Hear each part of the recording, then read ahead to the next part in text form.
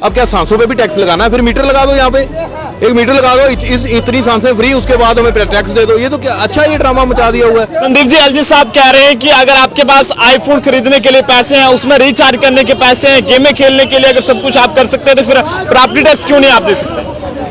देखिए, property tax कोई सिर्फ अमीरों से थोड़ी लिया जा रहा है, जो गरीब बंदा उससे भी तो प्रॉपर्टी टैक्स लिया जा रहा है। और ये कौन सा तर्क हुआ कि अगर आपके पास ये है, इसका मतलब अगर हम खाना खा सकते हैं तो आपको टैक्स दे देते हैं? वैसे ही तो हर चीज पे टैक्स लगाया हुआ है। एक चिप्स का पैकेट भी लेते हैं उस पर भी टैक्स है, एक टॉफी भी लेते हैं उस पर भी टैक्स है। अब हर चीज पे टैक्स है, तो उसके बावजूद भी आप कह रहे हो हमें और टैक्स दे दो। अब क्या सांसों पे भी टैक्स लगाना है? फिर मीटर लगा दो, यहाँ पे एक मीटर लगा दो, इतनी सांसें फ्री, उसके बाद हमें टैक्स दे दो। ये तो क्या अच्छा ये ड्रामा मचा दिया हुआ है, प्रॉपर्टी टैक्स भी देने। हम अपने घर में किराएदार होकर रह गए हैं।